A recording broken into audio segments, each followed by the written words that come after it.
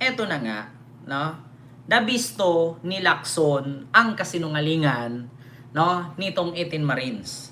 So ngayon mga kababayan, meron po tayong ipapakita sa inyo na kung saan isang video na si Ping Lacson nagsasalita na paano mangyari, ganito mga kababayan, bago ko ipakita ang naturang video, ay sabi ni Ping Lacson mga kababayan, kung sinabi nitong 18 Marines na sila ay naghatid ng 805 billion, 805 billion.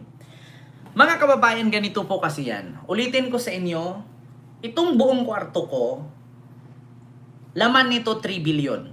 Puno. Itong buong kwarto kong to, puno to ng 3 billion tag 1,000 cash. Tag 1,000 note, banknote 1,000. Itong buong kwarto ko puno to halagang 3 billion. Biruin nyo itong buong kwarto. Puno to sa halagang 3 billion. Pera, papel. Hindi ka na makagalaw nun. Puno to.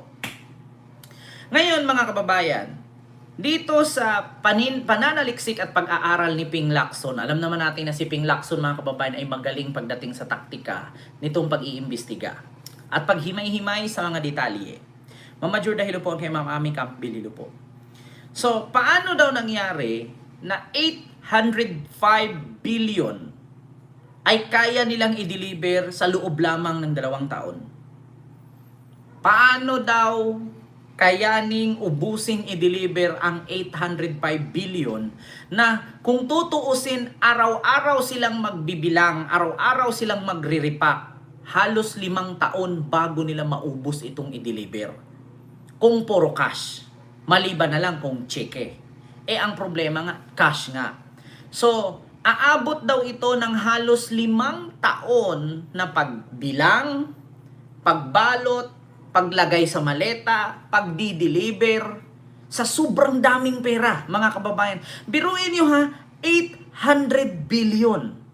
Ang 1 billion, singlapad na yan ng Mustang sports car. 1 billion, singlaki na yan ng Mustang. Yung sasakyan ko dito, sa baba. Singlaki yan ng Mustang. Ang Mustang po mga kababayan, 1 Dipaco at kalahating metro, no? Kumbaga ano siya 4 meters siya, kung tutuusin, 4 meters. 4 meters ang haba ng Mustang at ang lapad niya ay 2 meters. 4x2 ang Mustang, mga kababayan. So, ang 1 billion kasi na cash, ano yan 4 feet ang taas, basta kwadrado yan, 4 feet kwadrado. 4x4. O, sabihin natin 4x4 na siya ang laki. So, paano mangyari yon na 800 ka 4x4? Ganyan kadaming pera at ganyan kalaki. Paano nila bibilangin yan isa-isa? O, sabihin natin 18 silang magbibilang. Or 2 babae lang ang pinakita nila doong nagbibilang. Sabihin natin meron silang counting machine. Counting machine yan, magbibilang. Mga kababayan, sige sabihin natin araw-araw may nagbibilang. Araw-araw may nagre-repack, araw-araw may nagdi-deliver. Hindi nila, mga kababayan, basta-basta maubos yan sa loob ng 2 taon lang na pagdi-deliver. Napakadaming pera po niyan. 800 billion, biruin nyo 800 ka tag 1 billion. 805 ka tag 1 billion. Ang 1 billion, 1 Fortuner ang laki niyan. 1 billion, sing laki ng 1 Fortuner. Sa 1 billion pa lang, mapapagod ka na kakabilang. Diyos ko, sa 10 milyon nga lang sa money counting machine, mapapagod ka na sa sakit ng ulo mo Sa 10 milyon Kasi tag 100,000 yun Biruin nyo tag 100,000 isang tali na tag 1,000. Bibilangin mo yun, 100. Ito, 100. Ang 1 milyon, isang bundle ng 1 milyon, equivalent to 1 kilo. Mga kababayan. 1 kilo ang bigat ng 1 milyon na tag 1,000, tag 100,000 per tali. Per bundle, 100,000. Yung 10 ganyan, 1 kilo yan. Ganyan kabigat. Ngayon mga kababayan, doon pa nga lang sa tag 100,000, sa sakit na yung ulo mo magbilang. Sa 1 million. Paano pa yung 10 milyon? Oh, sige nga. Ilang tag 100,000 yun sa 10 milyon? Oh, 10 na sa 1 million eh. 'Di ba? Isang daang tag 100,000 yung 10 million. Mga kababayan, biruin mo yan sa sakit ng ulo mo. Sa bangko nga lang, Diyos ko. Ako pa lulukohin nila. Sinong accountant dyan hindi sa sakit ang ulo? Sa tag 100,000 pa nga lang, sa sakit na yung ulo mo eh. 'Di ba? Kahit sabihin mo maraming teller yan, sa sakit ulo mo. Ngayon mga kababayan, ito ang binisto ni Ping Lacson. Pakinggan ninyo mga kababayan. Ito, lakasan natin. Volume. 1 million pesos approximately weighs 1 kilogram. This means that the two executive assistants of Saldico, assisted by 18 ex-military personnel and other unnamed personalities, received, unloaded, repacked, and reloaded and moved 805,000 kilogram or 805 metric tons in paper bills over a certain period of time. And this does not include yet the weight of the packages themselves. We need to add around 53,600 kilograms or 53.6 metric tons, representing the combined weight of at least 13,400 large empty maletas or suitcases to accommodate 805 billion pesos, with the assumption each was made of soft-sided nylon or polyester materials, each weighing around 4 kilograms. Suppose that the executive assistants or trusted personnel of Saldico, Marticsay, and Paul Strada process 500 million pesos a day, working 24/7, 365 days a year, including unloading, counting, repacking, loading, and delivering the money. This would take 5.5 years or mid-2028. Hindi pa sila tapos mag-deliver hanggang ngayon, Mr. President. 1 million pesos approximately weighs 1 kilogram. This means that the two executive assistants of Saldico Biruin nyo, mga kababayan, sa pinakita nila doon sa picture, 2 babae lang ang nagbibilang. 18 Marines ang nagdi-deliver. So kung 2 babae lang ang nagbibilang, yung nagbibilang, yun yung magre-repack. Yung magre-repack, yun yung maglagay sa maleta. Paano nila matatapos yung 800 billion pesos na yan sa loob lang ng 2 taon? Sige, sabihin natin, bukod sa nagbibilang, may 2 nagre-repack. Mga kababayan, biruin nyo yun. Magbibilang ka, 100,000. Isang oras mong kakabilang, mahihilo ka nun. Imposibleng di ka magpapahinga. Sabihin natin 24/7 kang nagbibilang, 2 lang kayo. Saan nila kaya nga tama ang sabi ni DILG Secretary Jun Vic Rimulya na ang ilalim ng bahay ni Saldico, instead of sasakyan ang ilagay, 5 palapag, puro pera. 5 palapag, puro pera. Paano hindi maging 5 palapag, puro pera kung 800 billion ba naman? 'Di ba? Pero ang problema mga kababayan, matatapos kaya nila sa 2 taon bibilangin yung 805 tons? 805,000 tons. Or 805 tons ba? Di ko alam mga kababayan kung equivalent ba ng 1 tons is 1,000 kilos? Equivalent ba ng 1 billion? Kasi sa 1 million is 1 kilo. So sa 1 billion, 1,000 kilo, 1 tons yan. No? Correct me if I'm wrong. Di ba sa isang tonelada, 1,000 kilo? Correct me if I'm wrong sa pagbilangan, sa bigat. And 1 tons is equivalent to 1,000 kilos. So sa 1 billion, 1,000 kilo yon. Sige nga, mga kababayan. Ang tanong ngayon, matatapos kaya nila lun kung 2 lang tagbibilang at 2 ang magdi-deliver? 2 ang magdi-deliver, 2 ang magre-repack. 2 ang nagbibilang, 2 ang magre-repack, 18 ang magdi-deliver. Paano nila tapusin yan sa loob ng 2 taon? Ang sabi nga ni Ping Lacson, matatapos lang nila ito Lahat-lahat ang 805 billion. 1 million pesos approximately weighs 1 kilogram. This means that the two executive assistants of Saldico, assisted by 18 ex-military personnel and other unnamed personalities, received, unloaded, repacked, and reloaded and moved 805,000 kilogram or 805 metric tons in paper bills over a Metric certain tons yan, period of time. And this does not include yet the weight of the packages themselves. We need to add around 53,600 kilograms or 53.6 metric tons, representing the combined weight of at least 13,400 large empty maletas or suitcases to accommodate 805 billion pesos, with the assumption each was made of soft-sided nylon or polyester materials, each weighing around 4 kilograms.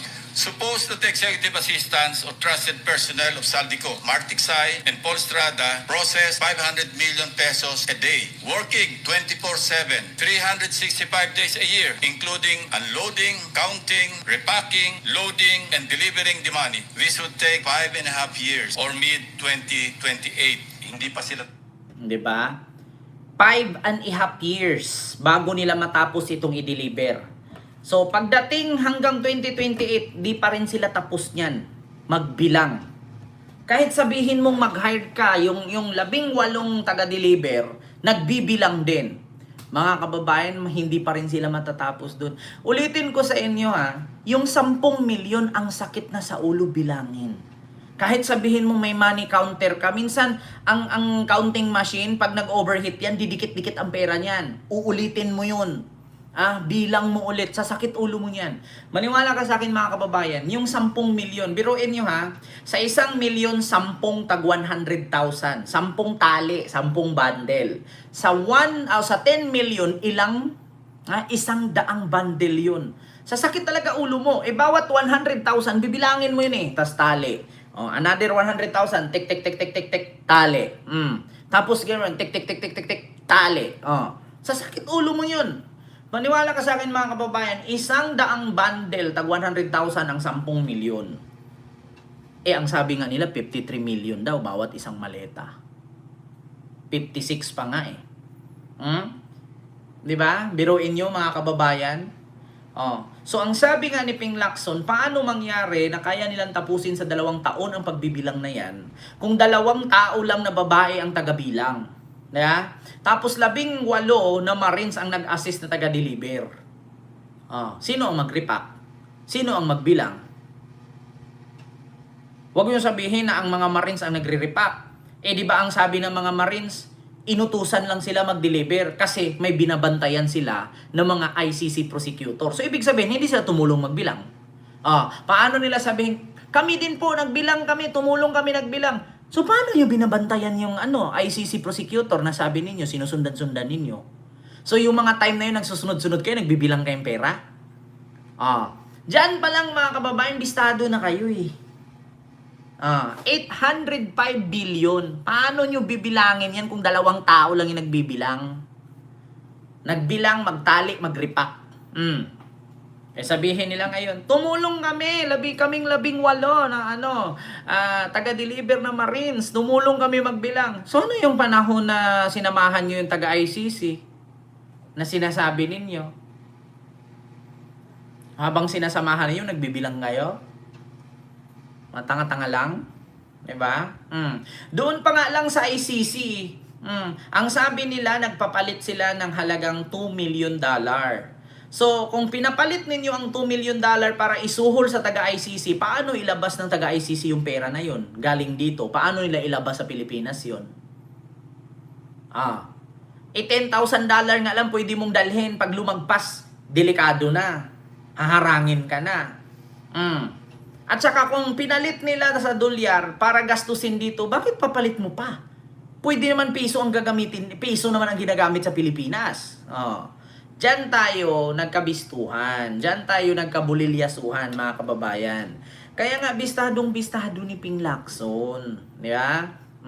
Ulitin natin Take 5.5 years or mid-2028. Hindi pa sila tapos mag-deliver hanggang ngayon, Mr. President. 1 million pesos approximately weighs 1 kilogram. This means that the two executive assistants of Saldico, assisted by 18 ex-military personnel and other unnamed personalities, received, unloaded, repacked, and reloaded and moved 805,000 kilos. At saka ito pa, mga kababayan, ang tanong, saang bangko nagpapalit itong mga Marines ng $2 million? Ito ha, ito hindi ako nagmamagaling. Pero pag i-research ninyo ngayon, mahihirapan pong mag-release ang bangko ng $1 million sa Pilipinas. Mahihirapan silang mag-release. Isang bangko, pag-release ka $1 million, wala kang ganun. Walang ura-uradang ganun kalaki. $1 million ang bawat bangko dito sa Pilipinas. Maliban na lang kung sa Bangko Sentral ka magpapalit, i-request mo pa yun. Ilang buwan mo pa yung hihintayin. Mga kababayan, tandaan ninyo, $1 million yun. Mahihirapan ang bangko ng Pilipinas kahit sa ang bangko sa Metro Manila. Magpapalit ka ngayon ng $1 million cash. Mahihirapan ang bangko maglabas ng ganun. Ang tanong, saang bangko?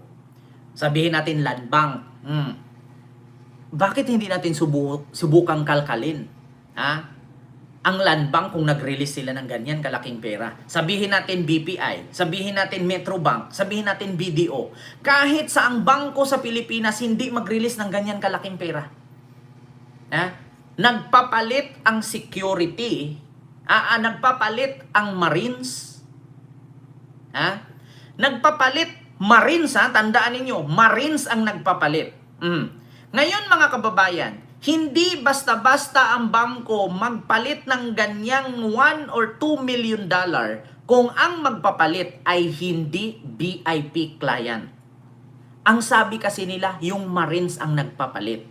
Paano yung Marines magpapalit? Kasi kadalasan makapagpapalit ka dyan kung ikaw ay isang business owner or ikaw ay isang katulad ka ni Manny Villar, ni Ayala, ni Araneta, ni Lucio Tan, ni Gokongwei, ni Ramon Ang. Yan, maniwala ako na pwede kayong magpapalit anytime, $1 million to $2 million. Pero mga kababayan, kung ikaw ay hindi naman kilala at utusan lang, makakapagpapalit kang ganun kalaki.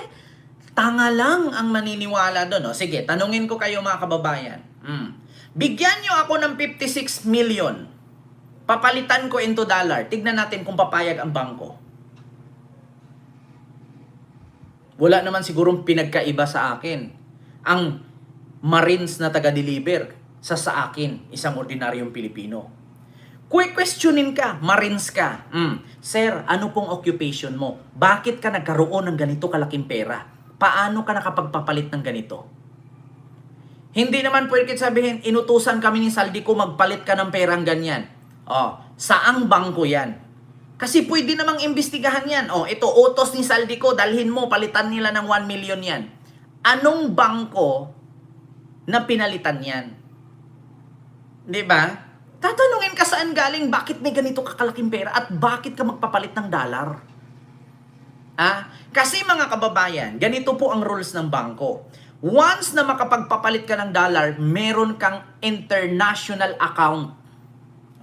Tsaka ka makapagpapalit ng dollar. Hindi ka basta-bastang makakapagpapalit ng dollar 1 to 2 million pa kung wala kang international account. Meron kang dollar account na kunin yan. Sino bang gawing tanga, mga kababayan? Lahat naman po tayo dumaan sa bangko.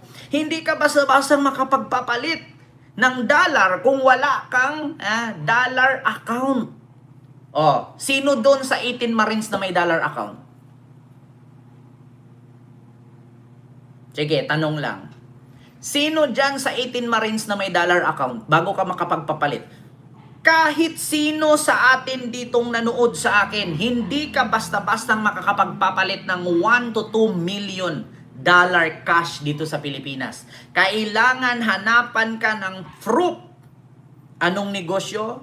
Saan galing? At meron ka bang na international account or dollar account? Yun ang itatanong sa'yo. Mag-withdraw ka nga lang kalahating milyon. Apakadami pang hinahanap eh. Pera mo na yan ha. Inipon mo sa bangko.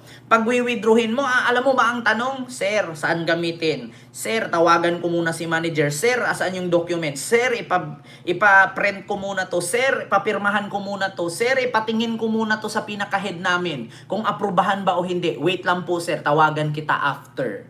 Upo ka po muna. Ganyan eh. Maraming kuskus balungos. Kahit sabihin nyo ngayon, si Saldico nag-utos, punta ka sa bangkong ganyan. Eh, di turo ninyo anong bangko para malaman natin na may connection si Saldico. Yan, dyan tayo masasabit eh. Diba? O, ito, I send my wife 700k, took 1 week to get it. Sabi ni Sir Jun Morales, diba? Magpadala ka nga lang ng 100,000 sa Western Union, ibablock ka na eh. Sino bang gagawin tanga? Sige, subukan nyo magpadala ngayon. Western Union, 100,000 kung hindi ka i-block.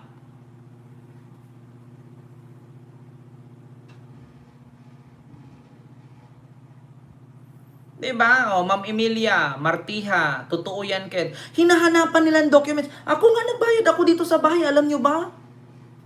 Nagpapa-schedule pa ako 1 month bago ko makuha pera. Nagbayad nga ako dyan sa sasakyan sa Masnang. Schedule pa ako bago ako makapag-transfer. Maliban na lang kung meron kang... ito. Example ko sa inyo. Alam nyo ba kapag may bangko kayo, yung online transfer, 250,000 lang ang pwede mong i-transfer. Pag lumagpas sa 250,000, merong limit ang bangko mo. Mga kababayan, kahit ako mismo, meron akong online transfer eh. May limit ang online transfer. GCash nga lang, 50,000 lang, hindi susubra eh. Diba? Yan ang tanong ngayon, mga kababayan. Pinagluluko na tayo eh. Maniwala na sana ako. Ang problema kasi, paano ka nakapagpapalit ng dolyar? Kasi kikwestiyonan ka yan eh. Saan galing to sir? Bakit ganito kalaking pera? At saka bago ka pagpalitan yan, hahabulin ka ng amlak. Sino bang tanga? Sinong tanga na hindi ka ma-amlak dyan kalaki-laking pera? Ipapalit mo? Ma-amlak ka yan. Diba? Na-experience ko na yan. Limit transfer kahit online mismo. Diba? Sa online transfer nga, pag nagbayad ka, hindi nga pwede 1 million eh. 250,000 lang. Pinakamalaki ng 500,000. Sa Western Union hanggang 3 lang yata minimum pag over di pwede. 'Di ba? Ayan tayo, mga kababayan, pinagluloko tayo. Sa bagay kasi yung mga DDS hindi nila na-experience yan kaya wala naman silang ganyan. Yung mga DDS hindi nila na-experience kaya maniniwala sila maleta kasi wala sila in reality. Pero pag nandun sila reality, mahihirapan sila i-explain. Yung mga DDS, hindi nila alam yung mga online transfer kasi wala silang ganyan. Wala silang pera, mga mahihirap sila, mga bobo eh. Saan ka nakakita ng bobo nagkapera? Maliban na lang kung swertihin, makapulot. Diyos ko, hindi nga nila alam yung dollar account, international account. Wala, hindi nila alam yan. Wala nga mga ATM yung mga yan eh. Diyos ko, kahit nga ngayon paghuhubaran mo yun, mga walang pera sa bangko yan eh. Ay nako, kaya yung mga DDS, konting kwento lang maniniwala. Kaya nga, pag nag-post ka nga na sa TikTok or sa Facebook na sa Reels mo na nakauwi si Digong, putang ina. Thank you Lord, salamat Lord. Salamat Lord, ganyan Lord. Nakauwi si Tatay Digong. Ending, lumang video. Yes, amlak 50k limit sa GCash, di ba? Totoo yan mga kababayan. Sino pinagluloko nila? 1 million dollar, hindi ka habulin amlak niyan, questionin ka niyan, baka i-hold ka pa ng bangko eh. Baka pagdating mo dun sa bangko, i-hold ka pa niyan eh. Ay sabihin mong Marines ka, tapos pag tinanong ka, Marines ka, security ka ni Saldico. Ngayon ang tanong, saang bangko yan? Sa bagay, lalabas naman sila sa Senado, di ba?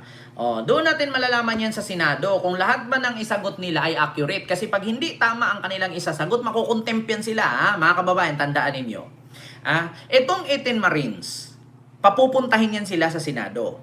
Doon yan sila magsalita, ititestimony nila, ibubulgar nila kung ano ang kanilang nalalaman. Pagdating sa Senado, pag hindi accurate ang kanilang sinasabi, makukontempt yan sila. Maniwala kayo sa akin mga kababayan. Ang tanong ngayon, sisipot kaya lahat yan. Kasi kapag hindi nag-match yung kanilang sinasabi mga kababayan at yung kanilang mga statement